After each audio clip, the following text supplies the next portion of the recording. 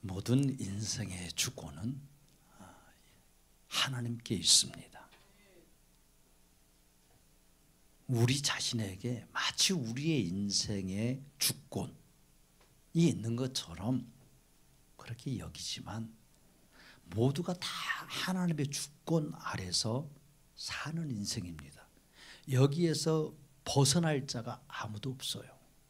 하나님을 믿는 자나 하나님을 믿지 않는 자나 그건 상관이 없어요. 모두가 다 하나님의 그 주권 아래서 살고 있습니다. 하나님이 어떤 자에게는 특별 계신 예수님을 드러내 알게 해주시는가 하면 어떤 자들에게는 일반 계시로만 살 수 있게 해주셔요. 일반 계시로 산다고 해서 기쁘지 않냐? 기쁩니다. 즐거움이 있어요. 수고하면서 얻는 희락도 그런 기쁨도 얻을 수 있어요. 하나님이 모든 인간에게 자신을 닮은 인간으로 창조하셨기에 그런 긍휼을 베풀어 주셔요. 그러나 세상은요, 이 사람 중심으로 움직이는 것처럼 보여요. 어떤 큰 인물을 중심으로 움직이는 것처럼 보입니다. 그러나 실상은 모두가 하나님의 주권 아래서 하나님 중심으로 움직이고 있다는 사실을 우리는 기억해야 합니다. 그렇게 세상의 기준점은 인간이 아니에요. 세상의 기준은 누구이십니까? 예수 그리스도이십니다. 그래서 비포와 이 AD가 나누어지는 그 기준점도 누구예요? 예수님이에요. 예수님. 지구와 인간을 창조하시고 우주를 말씀 한마디로 창조하신 그 예수님이 세상의 기준점입니다. 모든 역사의 기준점이에요. 이것을 타락한 인간을 인정하고 싶지 않고 이걸 부정하고 싶지만 하나님 앞에 서게 되면 이걸 다 인정할 수밖에 없어요. 성경은요, 세상이 알려주지 않고 세상은 누군지 모르는 이 아브라함을 성경에서 기록하고 있어요. 하나님의 그 시선과 하나님의 마음이 그 세대 속에 사는 그 한 사람 아브라함에게 있었습니다. 아브라함은 그 세대 속에서 그러므로 많은 사람들이 살고 있었어요. 나라가 있었고 민족이 있었습니다. 왕궁이 있고 성읍이 있었어요. 그 시대의 어떤 왕보다, 그러나 그 세대의 어떤 권력자보다, 어떤 부를 가진 자보다 아브라함의 인생은요, 참으로 아름답고 행복한 인생이었습니다. 왜요? 하나님의 보호하심을 잊고 사는 인생이었기 때문에. 하나님의 보호하심을 받는 인생이 이 땅에서 사는 가장 행복한 인생입니다. 아브라함은 비록 인간적으로 야비한 생각도 했잖아요. 믿음 없는 짓을 얼마나 많이 한지 몰라요. 연약하고 부족한 그 하점이 많아서 실수를 자주 했습니다. 허물이 많습니다. 그러나 여호와 하나님이 누구 편이었어요? 아브라함 편이었다라는 거예요. 아브라함 편. 아브라함을 선택하여 불렀다는 말씀이에요. 그래서 하나님이 누구를 책임지시는 거야? 아브라함을 책임지시는 거야. 부모가 자식을 낳았기 때문에 책임지는 거예요. 아무리 실수하고 허물이 많아도 내 자식을 그래도 끝까지 책임을 져주고 싶은 이 마음 부모에게 있어요. 부모는 그 마음을 바꾸지 않아요. 자식은 바꿀지라도. 왜요? 하나님이 주신 마음이기 때문에. 이게 하나님의 마음에 그것을 조금이나마 인간에게 주셨기 때문에 그걸 알 수 있도록 그런 마음을 자녀에게는 주지 않아요. 부모에게 주셨지.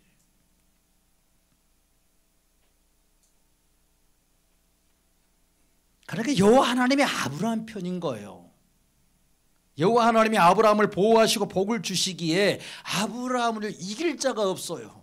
인간은요 그걸 다 해줄 수 없어. 다 책임져 줄 수 없어. 왜? 전능하지 않기 때문에, 전지하지 못하기 때문에 거의 비슷해. 그러나 인간과 하나님은 전혀 다른 거예요. 그분은 전능하신 분이십니다. 그분은 전지하신 하나님이십니다. 그러니까 아브라함을 함부로 해할 수 없는 거예요. 아브라함이 기근을 피하여 자신의 숙소들과 가축들을 살리기 위해서 이집트로 내려가잖아요. 그런데 그곳에서 아브라함이 자신이 살기 위해서 자신의 생명을 빼앗기지 않기 위해서 아내를 빼앗길 줄 알았기 때문에, 그렇게 알았으면서도 자신의 아내를 아내라고 말하지 않고 누이라고 이야기해요. 그렇게 속여서 아내를 빼앗기는 참 어리석은 일을 했고 야비한 자였어요. 하나님은 진토와 같은 연약한 아브라함과 사라를 그러나 긍휼히 여기십니다. 왜요? 선택하여 불렀기 때문에. 하나님은 아브라함과 사라를 이집트 왕의 손에서 꺼내주셔요. 거기에 더 많은 가축과 종들을 얻어 다시 가나안 땅에 올라가게 하십니다. 참으로 불공평한 일이 성경에는 얼마나 많은지 몰라요. 하나님은 마치 세상에 공평하신 하나님이다 라고 이렇게 여긴데 절대 그렇지 않아요. 하나님의 사랑은 모든 사람에게 공평하지 않습니다. 하나님의 사랑은 자신이 선택한 자기의 백성들, 자기의 신부에게 그 사랑이 차고 넘치지 모든 자들에게 임하지 않습니다. 차별 있는 사랑이에요. 차별 있는 사랑. 그래서 이스라엘 향하여서요, 하나님이 그렇게 말씀해요. 너는 행복한 사람이로다. 너는 행복한 사람이로다. 성도에게 말씀하시는 거예요. 너는 행복한 사람이다. 우리 옆 사람들에게 축복합시다. 당신은 행복한 사람입니다. 진짜요? 여호와의 구원을 너같이 얻는 백성이 누구냐? 여호와의 구원을 너같이 얻은 성도가 누구냐? 그렇게 말씀해요. 그 하나님은 너를 돕는 방패요 내 영광의 칼이로다. 아멘. 여호와의 구원을 너같이 얻는 자가 누구냐는 거예요. 잘해서 얻은 게 아니에요. 큰 민족이어서 의로워서 얻은 게 아니란 말이에요. 광야의 40년의 길에서도 날마다 그들의 짐을 대신 져주시고 구원을 베푸시는 그 하나님으로 인하여서 그 민족이 살았고 그 백성이 가나안 땅에 들어가는 거예요. 여호와의 구원을 너같이 얻은 백성이 누구냐? 날마다 그 광야에서 그 하나님을 대적했어요. 불뱀에 물려서 죽는 자들이 한둘이 아니었어요. 그런데 하나님이요 긍휼을 베푸시는 거예요. 날마다 우리의 짐을 져주시는 주 곧 우리의 구원이신 하나님을 찬송할지로다. 아멘. 그래서 시편에서는 이렇게 그 하나님을 찬양합니다. 로마서에서는요 그런즉 이런 일에 대하여, 이 일에 대하여 우리가 무슨 말 하리요? 하나님이 이렇게 행하시는 일에 대해서 내가 도대체 뭔 말을 할 게 있냐는 말이에요. 만일 하나님이 우리를 위하시면 누가 우리를 대적하리요? 하나님이 우리를 선택하여 불러서 구원을 주시는데 누가 이것을 바꿀 수 있겠느냐는 말이에요. 하나님이 그렇게 나에게 구원을 선물로 주시는데 이걸 누가 빼앗고 이것이 잘못됐다라고 말할 자가 누가 있냐는 말이에요. 타락한 우리의 의와 열심과 선행과 공로로 구원에 이른 것이 아니라 미리 정하시고 부르시고 예수 그리스도의 대속으로 말미암아 우리를 의롭다 말씀하여 주시고 의롭다 하신 우리를 천국에 들어가는 그 복을 은혜로 주시는 것, 이건 전혀 불공평한 게 아니에요. 선물을 주는 것은 선물을 주는 사람이 좋아서 주는 거지. 일 잘해서 주는 거 아니에요. 모든 것의 기준이신 예수님의 긍휼이고 베푸시는 사랑입니다. 창조주여 구원자이신 예수님이 우리를 위하시면, 우리 편이시면, 우리를 불쌍히 여겨주시면, 우리를 위하시면 그것으로 충분합니다. 그걸로 충분해요. 여호와 하나님이 아브라함을 위하시니 비록 자신의 허물과 실수로 풍비박살난 이 가족이에요. 그런데 다시 살아나잖아요. 다시 회복되는 놀라운 역사가 나타납니다. 이것이 아브라함에게 나타나신 여호와 하나님, 구원의 하나님, 날마다 그 아브라함의 짐을 져주시고 다시 돌이켜 살려주신 하나님.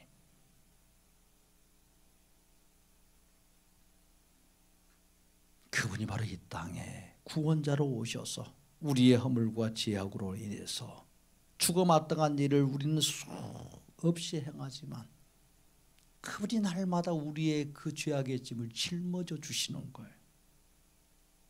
구원의 하나님의 한량없는 은혜로 인하여서 그래서 우리의 생명을 보존해 주시고 기이한 하나님의 은혜로 사는 것이 성도의 삶이고 성도의 인생이라는 것을 보여줍니다. 할렐루야. 그래서 13장 우리가 이 말씀들을 보았잖아요. 그래서 13장 1절에 4절을 이렇게 보게 되면 무슨 말씀이 있어요? 이제 이집트에서 올라오는 이 아브라함의 모습을 볼 수 있어요. 한번 읽어보겠습니다. 13장 1절에 4절 말씀이요. 아브라함이 애굽에서 그의 아내와 모든 소유와 롯과 함께 네겝으로 올라가니 아브라함에게 가축과 은과 금이 풍부하였더라. 그가 네겝에서부터 길을 떠나 베델에 이르러 베델과 아이 사이 곧 전에 장막 쳤던 곳에 이르니 그가 처음으로 제단을 쌓은 곳이라. 그가 거기서 여호와의 이름을 불렀더라. 아멘. 아브라함이 훨씬 더 부유해졌어요. 참 기이한 일이었어요. 죽다가 살아난 것도 감사한데 그의 인생이 더 부유해졌다라니까요. 이렇게 이집트에서 다시 가나안 땅, 곧 예수님이 오실 그 땅으로 다시 올라옵니다. 그리고 가나안 땅에 자신이 들어와서 처음 제단을 쌓았던 곳, 여호와 그 하나님이 자기의 이름을 계시해 주시고 구원의 하나님으로 나타나신 바로 그곳,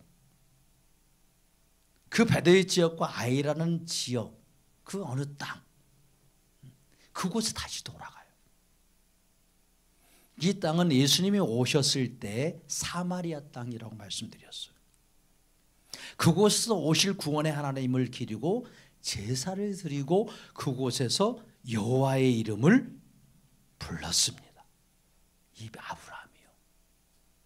여호와의 이름을 경배하며 자신의 허물과 그 죄악에서 건지신 그런 미련한 일을 행하면서 그런 허물 속에서 그런 죄악에서 자신을 건지신 구원의 하나님을 찬양합니다. 이게 아브라함의 믿음이에요. 아브라함은 이집트에서 얻은 이 부요함 자랑하지 않습니다. 은과 금이 많다라는 거, 이게 자랑이 아니에요. 이 모든 것이 자신의 끔찍한 이 허물과 그 죄악에도 불구하고 여호와 하나님의 그 순전한 구원의 그 은혜, 목숨만 살려주고 그냥 올려버리는 것도 아니라 거기에 그 은혜로 더 많은 가축을 주시고 종을 주고 은과 금을 주신 하나님이에요.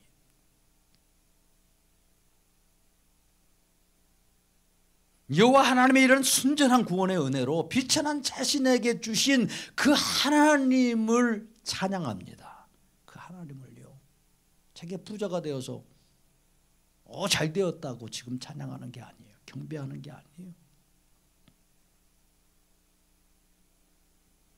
그러니까 아브라함이 얼마나 이게 마음속으로 수치스럽겠어요. 사라를 볼 면목이 있었겠어 없었겠어? 뭐 같이 올라오면서 룰루랄라 막 그랬겠어요. 얼마나 창피했겠어요. 자신이 했던 그 모든 일들이.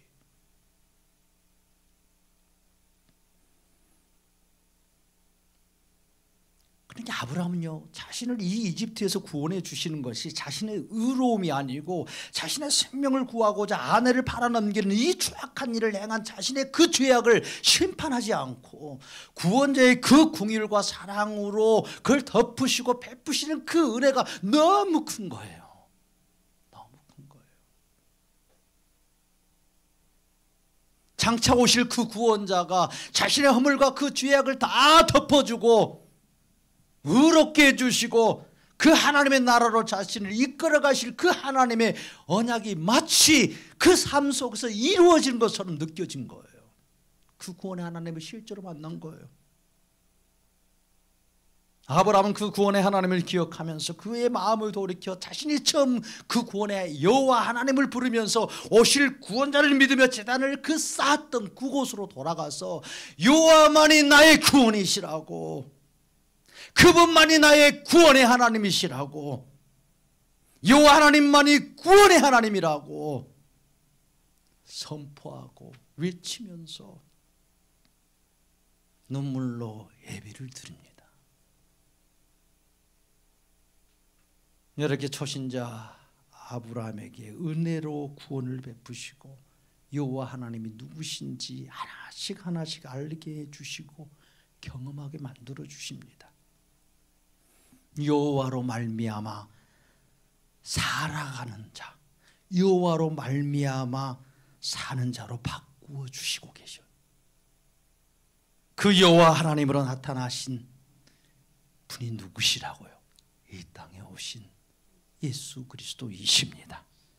예수님은 날마다 우리에게 찾아오셔서 우리의 허물과 죄악이 많고 실수가 많고 늘 우리는 우리의 죄악 가운데서 살고 있지만, 그러나 그 하나님은 우리를 그 죄악대로 심판하지 아니하시고 한량없는 긍휼과 은혜를 베풀어서 그 놀라운 구원의 손길로 우리를 또 건져주시고 다시 오늘 이 자리에 다시 예수님을 찬양하고 경배하는 자리에 서게 해주셨습니다. 그렇게 예수님을 높이는 것은요, 그분을 경배하는 것은 우리의 죄야 우리의 허물, 나는 이런 죄인이라고 더 깊이 고백하는 거예요. 우리를 그것이 낮추는 거예요.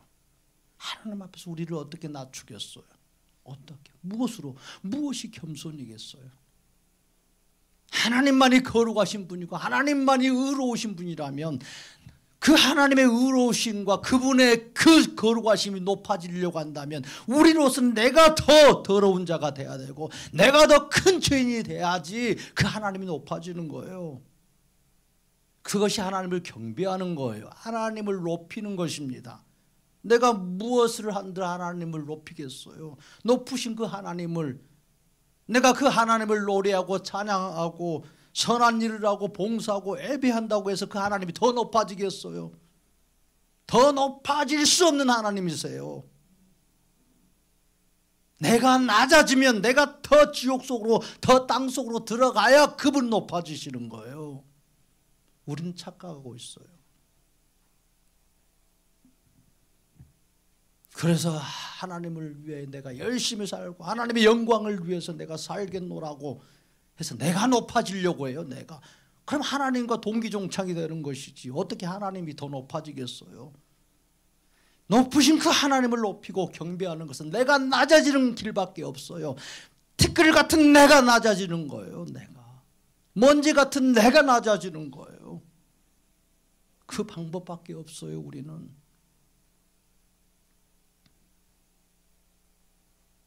이것이 하나님을 찬양하는 거예요. 예수님의 공로를 높이는 것이고 우리의 공로로 우리의 의로움으로 이 자리에 선 것이 아니고 오늘 우리가 경건하고 의롭게 살아서 이 자리에 선 것이 아니고 오직 예수님의 구원의 은혜로 내가 이 자리에 섰음을 고백하게 하십니다. 그래서 예수님이 영광을 받으시는 거예요.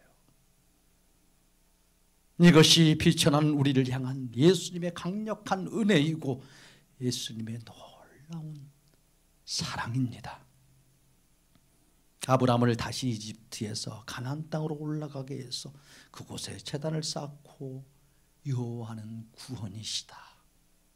이 아브라함이 얼마나 비통한 마음으로 그 비천한 심정으로 그러나 이 나 같은 티끌 같은 자를 살려주시고 구원해 주시는 그 하나님을 눈물로써 찬양하지 않았겠어요?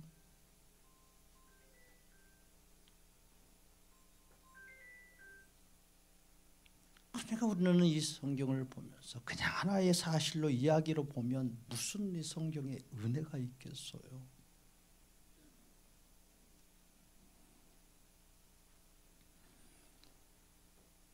오늘도 우리 입술을 열어서 선포하고 외치게 하시는 분이 우리를 구원하신 예수님이십니다. 우리로 하여금 우리 입술을 열어서 오직 예수! 할렐루야! 외치게 하시는 분이 누구십니까? 예수님이세요. 예수님. 예수님이 외치기를 원하시는 거예요. 이렇게 고백시키고 싶어서 우리를 부르신 거예요. 나 같은 죄인을 오직 예수로만 나는 살 수 있는 자라고 다시 잊어버렸던 그 예수를 붙잡게 만들어 주시려고 우리에게 예수님을 집어넣어 주시려고 우리를 부르신 줄로 믿습니다. 나의 나 된 것은 오직 예수님의 은혜입니다. 내가 이렇게 하나님께 대한 허물과 죄악이 많아도 심판이 아니라 은혜 가운데 사는 것은 예수님의 낮고 강하게 임재하셔서 비천한 나에게 복 주시는 부흥의 역사입니다. 오직 예수님만 영광 받으소서. 오직 예수님만 영광 받으소서. 할렐루야. 이런 고백인 거예요. 오직 예수. 예수 부흥. 할렐루야. 아멘. 이렇게 고백하고 외치게 하시면 아브라함을 구원하신 예수님이 우리를 구원하셨습니다. 아브라함에게 이 은혜를 베푸신 예수님이 우리에게 이 은혜를 베푸셨다라는 것을 이 성경을 통해서 보게 하시고 우리의 입술로 고백하게 하고 싶으신 거예요. 아브라함이 그랬다더라 하고 끝나는 게 아니에요. 아브라함에게 나타나신 그 구원의 하나님이 나에게 나타나셔서 나를 이렇게 살려주셨구나. 고백하게 하시는 거. 주님이 영광 받으십니다. 주님이 찬양 받으십니다. 아멘. 창세기 13장 5절 이후로 나오는 그 핵심이 무엇입니까? 우리는 창세기를 너무 많이 읽어서 내용은 그냥 빠삭하니 알고 있을 거예요. 그렇죠? 하나님이 은혜로 복을 주었어요. 아브라함과 그의 조카 롯이 이렇게 부유해지다 보니까 목축을 서로 하다 보니까 이제 같은 목초지를 사용할 수밖에 없고 그래서 종들이 맨날 싸우는 거예요. 우리가 먼저 이곳에 자리 잡았는데 왜 너희들이 와가지고 이곳에 풀을 뜯기냐고. 풀을 먹이냐고. 이 물은 우리 거라고. 그러니까 이게 수천 마리가 되다 보면 이렇게 되는 거예요. 한두 마리 있을 때는 뭐 싸우겠어요. 그러니까 한 곳에서 함께 목축할 수 있는 상황이 되지 못하는 거예요. 목축을 하면서 하는 장소를 선택하게 해야 되잖아요. 그런데 아브라함이 그 선택권을 자신이 갖지 않죠. 그러니까 누구에게 먼저 선택하라고 합니까? 9절에 읽어봅시다. 자, 내 앞에 온 땅이 있지 아니하냐. 나를 떠나가라. 내가 자하면 나는 우하고 내가 우하면 나는 자리라. 아멘.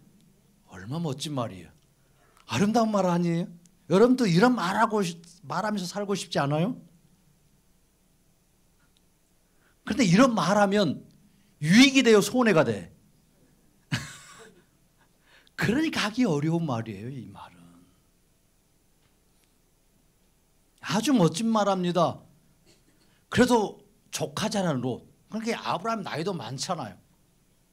그러니까 이런 말을, 야 너는 내가 그래도 너 데리고 왔으니까 내가 이곳 차지할란다. 너는 다른 곳에 가라. 이렇게 충분히 말할 수도 있어요. 아브라함의 성품상, 야비한 아브라함의 성격상, 성품상 우리는 아브라함을 너무 그냥 멋지게 그냥 아름답게 생각해. 막 공자처럼, 군자처럼. 아니에요. 조카 롯에게 이렇게 말을 이렇게 하죠. 내가 자하면 나는 우하고 내가 우하면 나는 자하리라. 자, 이렇게 선택을 먼저 하라고 이렇게 했는데 조카 롯이 뭘 선택해요? 좋은 땅을 선택해요? 나쁜 땅을 선택해? 좋은 땅. 정말 싸가지 없잖아요. 이건 싸가지 없는 거예요. 아니 그래도 조카 갈 데 없는, 아버지가 진작 죽어가지고 갈 데 없는 이 조카 롯을 아브라함이 갈대아 우르부터 데리고 와서 먹여주고 다 입혀주고 그의 재산도 늘려주고 살 수 있도록 만들어준 거예요. 지금 엄청나게 부자가 되게 만들어줬어요. 그렇다면 이렇게 선택 안 하면 어떻게 해야 되겠어요? 인간의 윤리상, 도덕상. 그렇죠. 양보해야지. 아이고 어떻게 제가 먼저 선택하겠습니까? 삼촌이 먼저 하셔야죠. 내가 삼촌께 받은 은혜가 얼마나 큰데요. 양보해야 되지 않겠어요? 이걸 거부해야 되지 않겠어요? 그러니까 당연히 삼촌이 먼저 선택하는 게 맞죠. 그러면 얼마나 좋았겠어요. 그런데 롯이 아브라함의 이 제안에 선뜻 양보하지 않아요. 자신이 보기에 좋은 땅, 우리 이 양, 떼, 소, 이게 나귀들, 그리고 이 종들, 내 종들이 이렇게 잘 살 수 있는, 그리고 내 양을 더 불릴 수 있는 것, 내 가축들을 더 불릴 수 있는 정말 물이 많고 목초지가 많은 그런 넓은 땅으로 보이는 이 요단 땅을 선택을 합니다. 쫙 둘러보더니 마치 그것이 무엇처럼 보였다고요? 10절에 보면 여호와의 동상 같고 애굽 땅과 같았더라. 근데 이집트 땅 보고 왔어요. 이미. 그렇죠? 얼마 전에 내려갔다 올라왔어. 그러니까 이집트 땅에 물이 많고 이 목초지가 너무 많은 거예요. 물이 너무 풍부해서 절대 이곳은 기근이 없어. 가뭄이 들지 않을 것 같아. 여호와의 동산, 에덴 동산처럼, 와 정말 이것이 푸른 초장이고 이렇게 보였다는 거예요. 그래서 롯이 아브라함을 떠나는 거예요.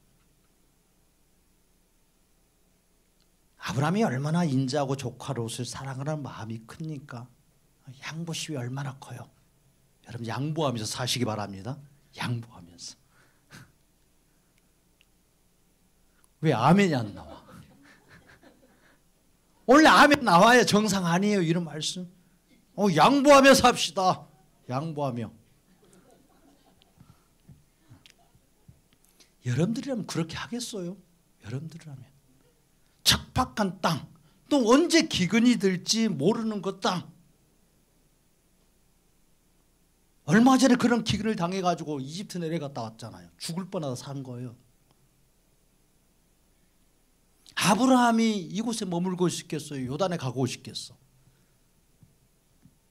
아브라함의 식솔이 더 많아요. 종들이 더 많아. 그래도 조카보다는 많지.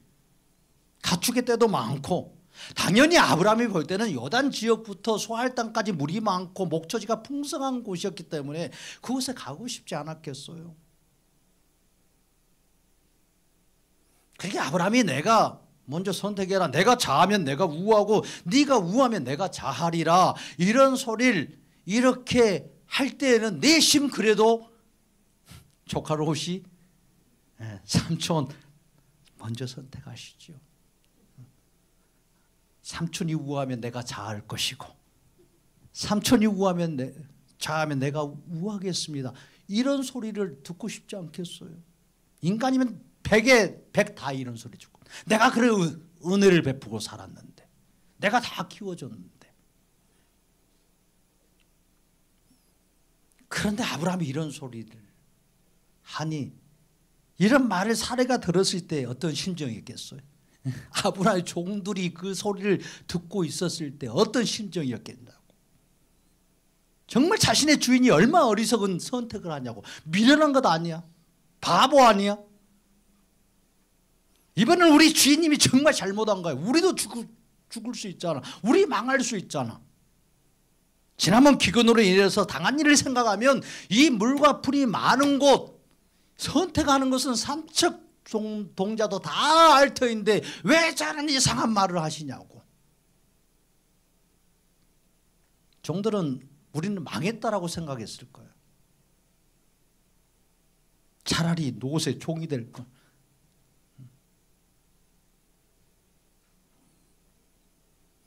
인간적으로 보면 아브라함이 이런 제안을 해가지고 뒤통수를 맞은 거야.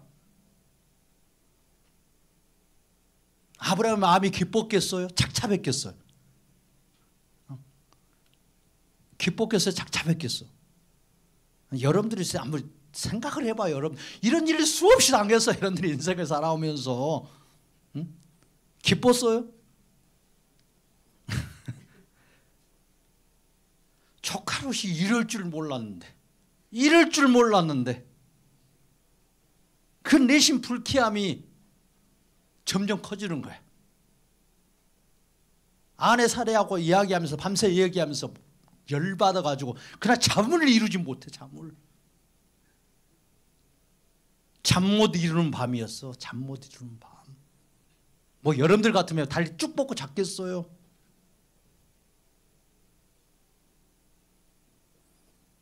아브라함 부인 살아도요, 조카가 이럴 줄 몰랐다고.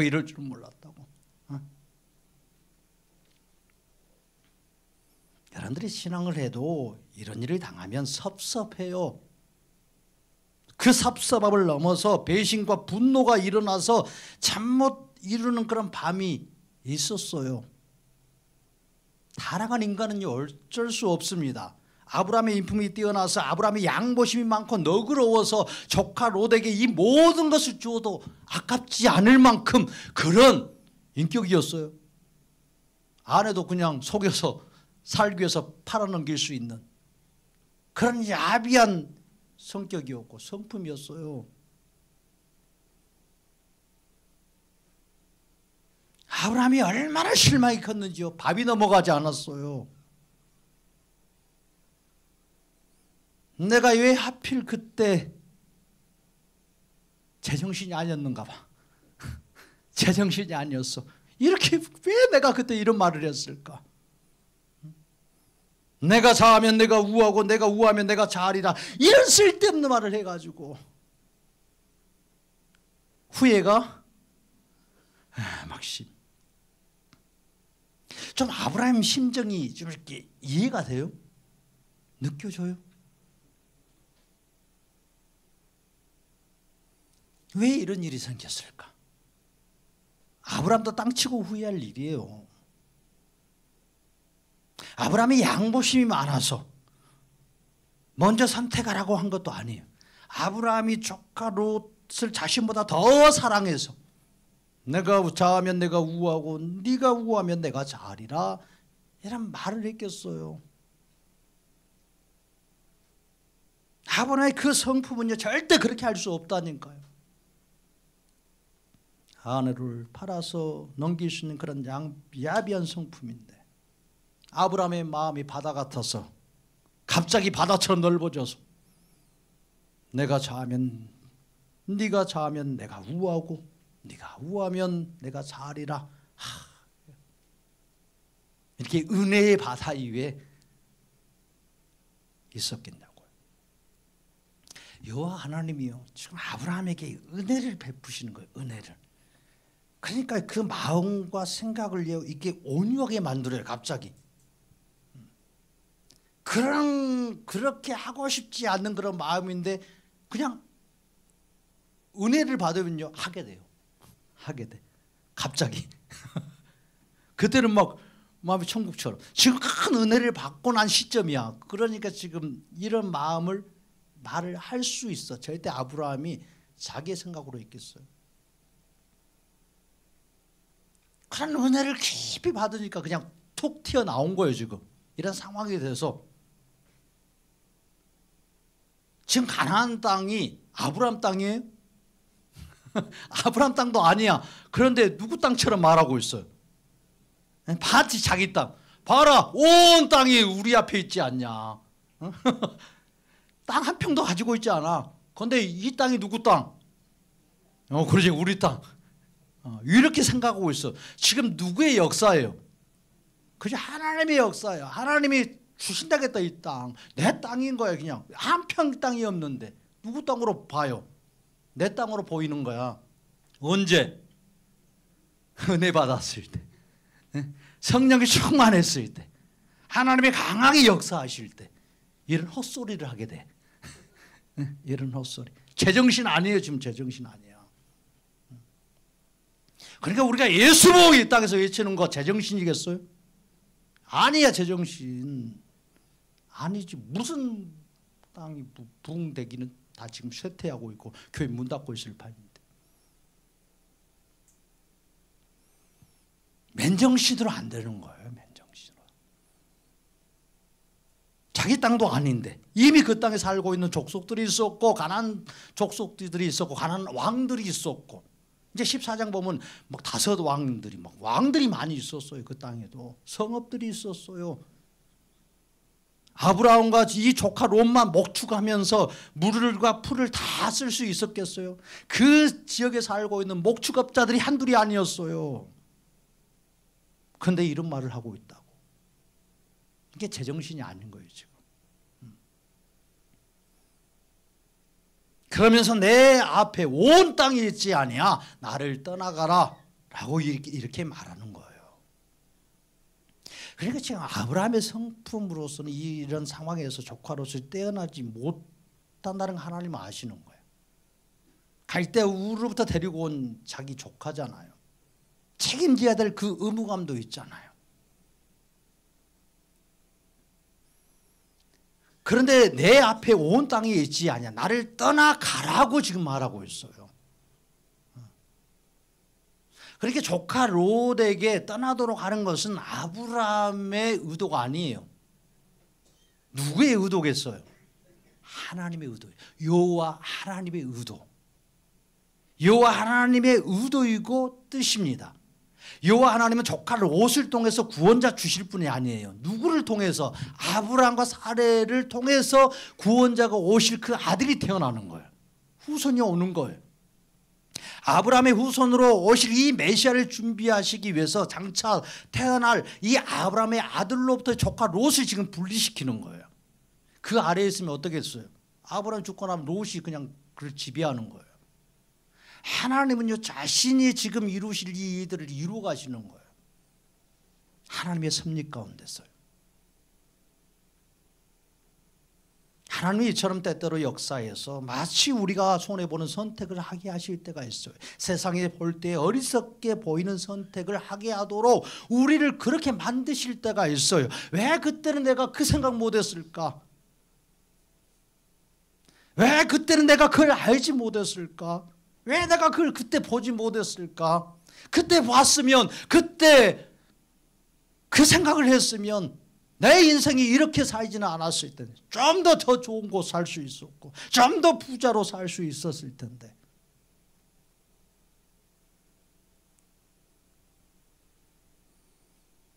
내가 그때 그렇게 안 했으면 손해보지 않고 어리석다고 하는 그런 말도 듣지 않고 내가 속을 끓이면서 후회하지 않았을 텐데.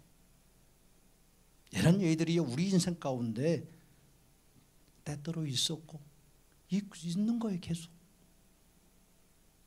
그러나 이 모든 것을 누가 주관하신다고요? 하나님이 주관하십니다. 예수님이 주관하고 계십니다. 살아계신 하나님이 우리의 구원의 하나님이시요 우리의 창조자이신 예수님이 모든 것을 알고 계십니다. 주관하고 계시는 거예요. 누구를 위하여서요? 누구를 위하여? 그저 우리를 위하여, 성도를 위하여, 교회를 위하여 주관하고 계십니다. 자기가 대신 죄를 짊어지고 고난받고 대신 십자가에서 죽으시고 생명 주셔서 살려주신 자기의 교회, 자기가 그렇게 생명 주어서 살리신 자기 신부인 성도 위하시는 분, 위하여 일하시는 분, 역사하시는 분, 그분이 바로 구원자 예수님이십니다. 우리 주 예수 그리스도이십니다. 그러므로 염려하지 마십시오. 두려워하지 마십시오. 우리는 다 양 같아서 각기 제 길로 가지만 예수님은 그 길에서 돌이켜 예수님의 선하신 길로 다시 옮기시고 이끌어 들으시고 구원의 기쁨을 노래하게 만드십니다. 내가 자하면 나는 우하고 내가 우하면 나는 자리라, 이렇게 하신 말씀은요, 예수님이 하시는 말씀이에요. 예수님이 이 땅에 오셨어요. 예수님이 이 땅에 오시면 이렇게 나누는 사역을 하시는 분이에요. 그분은 그 땅에서요, 양과 염소를 나누고요, 예수님은 자기가 택한 자와 택하지 않는 자를 나누십니다. 죄인을 찾아 부르시고 의인을 떠나 보내시는 거예요. 자신들의 생명과 육신을 위하여 즐거움으로 예수님을 거절하면 예수님은 그곳에 머물지 아니하시고 그곳을 떠나십니다. 그리고 예수님으로부터 그들을 떠나가게 하시는 거예요. 이런 일이 복음서에 수없이 기록되어 있어요.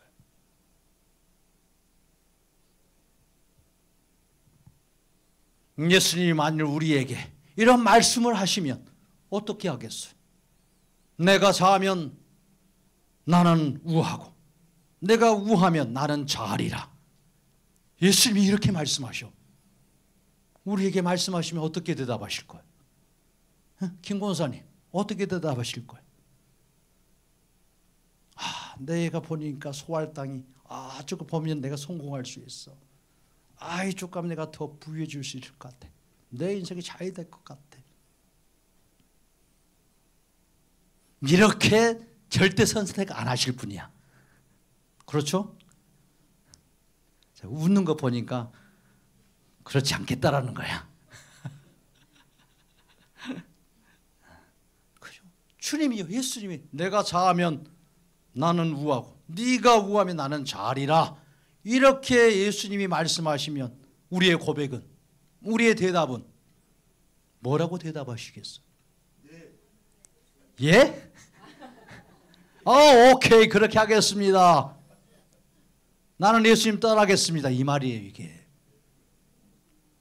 주여 그리하시면 나는 살 수 없습니다.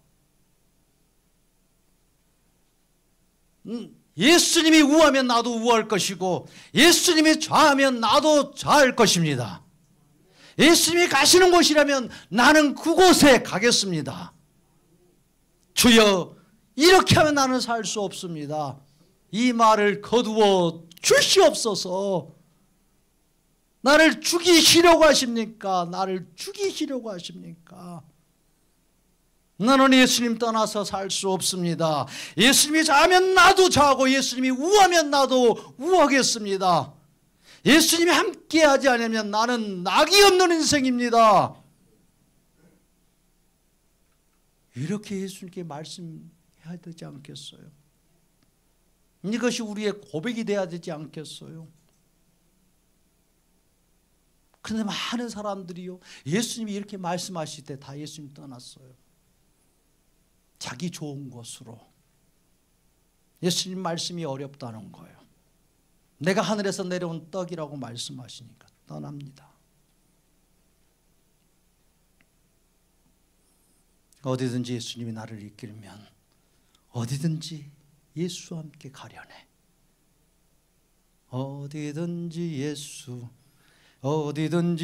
나를 이끌면 어디든지 예수 함께 가려네. 예수 함께 아니 가면 낙 없고 예수님과 동행하면 겁 없네. 어디를 가든지 겁낼 것 없네. 어디든지 예수와 함께 가려네. 아멘. 아멘. 아브라함을 통해서 예수님이 자기의 말씀을 하시는 거예요. 인간은요, 이렇게 멋진 말을 해도 후회하는 게 인간이에요. 후회하는 게, 낙심하는 게 인간이에요. 잘못 말했다라고 이렇게 후회 막심한 것이 인간입니다. 이런 멋진 말을 했는데 결과적으로는 아브라함도 후회 막심했어요. 그 증거가 있습니다. 성경은. 14절이요. 14절부터 보세요. 14절부터. 엑스미다 롯이 아브라함을 떠난 후에 여호와께서 아브라함에게 이르시되 너는 눈을 들어 너 있는 곳에서 북쪽과 남쪽 그리고 동쪽과 서쪽을 바라보라. 보이는 땅을 내가 너와 내 자손에게 주리니 영원히 이르리라. 내가 내 자손을 땅의 티끌 같게 하리니 사람이 땅의 티끌을 능히 셀 수 있을진데 내 자손도 세리라. 너는 일어나 그 땅을 종과 행으로 두루 다녀보라. 내가 그것을 내게 주리라. 아멘. 아멘. 아멘. 여호와 하나님이 이 실망과 낙담 속에 있는 아브라함을 찾아오셔요. 그리고 내가 보이는, 네가 이렇게 동서남북을 바라봐라. 그리고 네가 바라보는 이 모든 땅을, 지금 바라보는 땅이 좀 높은데요. 산 중턱 예루살렘, 그 고운 높은 지대예요. 그러니까 다 어느 정도로 보이는 거예요. 이걸 너에게 다 주겠다. 부동산으로 널 부자로 만들어 주겠다. 이런 말씀이 아니잖아요. 이 말씀은요, 처음 가나안 땅에 들어와서 여호와 하나님이 나타나셔서 아브라함에게 이렇게 말씀하신 거예요. 구체적으로는 말씀하지 않으셔요. 이 땅을 내 자손에게 준다라고. 여호와 하나님이 지금 실망과 낙담 속에 있는 이 아브라함에게 다시 나타나셔서 이 말씀을 새겨주십니다. 지금까지 이 땅에서 내가 너의 자손에게 준다고는 이 땅에서 내가 너와 함께 하고 있지 않았느냐. 기근 속에서 내가 너에게 복을 주지 않았느냐. 무엇을 두려워하고 걱정하느냐. 눈에 보이는 목초지와 그 물이 너를 살리는 게 아니다. 내가 너를 살린다. 내가 너와 함께 있으면 너는 산다. 너는 망하지 않는다. 너는 이곳에 있어도, 이 척박한 땅에 있어도 너의 가축과 종들이 망하지 않는다. 내가 너를 입히고 먹인다. 내가 너의 가축들을 먹이고 입힌다. 염려 마라. 말씀하신 하나님이요. 롯은 좋은 것을 선택하여 갔지만 너는 내가 너에게 주리라고 한 이 땅에 머무는 것을 잘 선택했다. 아브라함이 선택한 거 아니에요. 은혜 주어서 그냥 선택하게 된 거지. 그런데도 하나님은요, 그렇게 위로해 주시는 거예요. 잘했다라고. 네가 나와 함께 머물고 싶어서 이 땅을 네가 선택했다. 여호와 하나님이 아브라함을 그렇게 위로해 주시는 거예요. 아브라함의 상한 마음을 치유해 주셔요. 내가 내 자손을 땅에 티끌같이 많게 해주겠다. 너 죽지 않는다라는 거예요. 네 자손이 오히려 이 땅에서 번창한다라는 거예요. 네가 볼 때는 척박한 땅이고 네가 볼 때는 기근이 될 수밖에 없는 땅이지만, 그러나 내가 너와 함께 있어서 이 땅에서 내 자손이 헤아릴 수 없을 만큼 일어나게 될 거라고 약속해 주십니다. 이런 약속만큼 더 큰 약속이 어디 있어요? 너 절대 망하지 않고 내가 너를 돕고 구원하니 나의 의로운 오른손은 너를 붙들고 있으니 이제 뭐하라고? 일어나라 말씀하시는 거예요. 아멘. 17절 읽어보세요. 너는 일어나. 너는 일어나. 지금 그러니까 지금 아브라함이 뭐하고 있었어요? 계속 주저앉아 있었어요. 낙담하고 있었어요. 그에게 들려오는 말은요, 온갖 비난의 소리였어요. 종들이 수군거리는 소리, 우리 주인 멍청이라고, 바보라고. 이런 끊임없는 소리를 들으니 얼마나 아브라함도 낙담하겠어요. 롯에 대한 이 실망이 또 얼마나 컸겠어요. 잠 못 이루는 그 밤을 지새우고 있을 때에 하나님이 이 아브라함을 찾아오신 거예요. 그래서 말씀해 주시는 거예요. 내가 너의 상급이라고, 내가 너의 생명이라고, 내가 너와 함께 한다고, 너 절대 망하지 않는다고, 그러니 일어나 걸으라고, 일어나라고, 네 주저앉아 있는 이 땅에서, 이곳에서 일어나라고 말씀하십니다. 너는 일어나 그 땅을 종과 행으로 두루 다녀보라. 보라, 내가 그것을 내게 주리라. 아멘. 아멘. 너 그렇게 주저앉고 있지 말라는 말씀이에요. 내가 장차 와서 걷고 다니면서 너 같은 죄인을 구원하려고 걷고 다니면서 죄인을 찾아다니는 그 땅을 한번 걸어보라는 거예요. 내가 너에게 나의 마음을 주시겠다라는 거예요. 구원자의 심정이, 죄인을 살리고자 하는 구원자의 심정이 어떠한지, 너를 살려서 생명 주고 너를 부유하게 만드시려고 하는 이 구원자의 심정이 어떠한지, 너희가 일어나서 그 땅을 종과 행위로 다녀보라고요. 내가 너에게 구원자의 심정을 알게 하리라. 내가 너에게 내 마음을 주리라.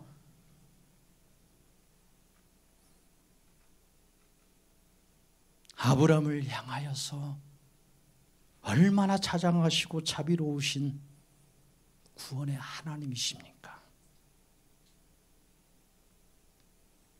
예수님이 일하시고 역사하신 이 땅에서 사는 것이 행복이고, 예수님이 강하게 임재하여 밟고 거니시는 이 부흥을 일으키시는 이 땅에, 이곳에 우리가 있는 것이 얼마나 큰 행복이고 은혜이고 감사입니까? 오늘도 예수님이 말씀하시는 거예요. 일어나 걸으라고, 일어나라고. 무엇이 너를 낙심하게 만들었느냐? 무엇이 너를 실망하게 만들었느냐? 무엇이 너를 분노하게 만들었느냐? 내가 너와 함께하고 있다. 내가 너의 구원의 하나님이다. 한번 동서남북을 바라보아라. 내가 있는 이 착방한 땅만 보지 말고, 내 눈으로 보는 이 땅만 보지 말고 내가 보여주는 그 땅을 보라고. 내가 일하고 역사하는 이 열방을 보라고. 북을 준비하고 일으키시는 이 동서남북을 예수님의 그 눈으로 보라고 말씀하십니다. 그래서 예수님이 이번 주에 제주도를 보내시는 거예요. 제주 땅 가라는 거예요. 가는 길이 척박할 수 있어요. 힘들 수 있어. 이스라엘 백성들이 가나안 땅 갈 때 그렇죠. 나가지고 그 길로 인해서 불평했어요. 길로 인하여서 그 백길이 불편할 수 있어. 멀미가 나올 수도 있어. 누워 있는 게 너무 불편할 수 있어. 불평이 수없이 나올 수 있어요. 그러나 예수님이 그곳에 계십니다. 함께 하신다고. 예수님이 그 좁은 그 배 안에서, 그 고물에서 주무실 때, 다리를 이렇게 꼬고 새우잠 자면서 주무실 때 가장 깊이 편안히 잤어요. 주무셨어. 풍랑이 일 때 그렇게 주무셨어.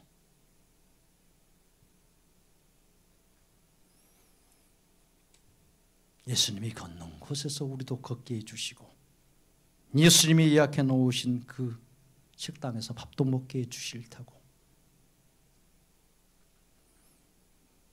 이 땅에 총과 행으로 다니게 하시면서 예수님을 만나는 은혜를 주시기를 원하십니다.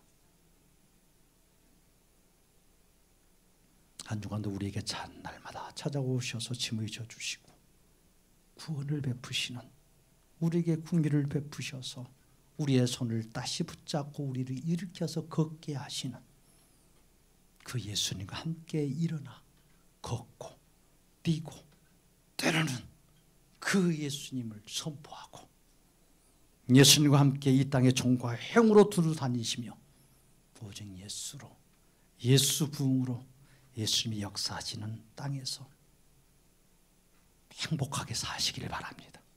즐거움의 한순간도 사시기를 축복합니다.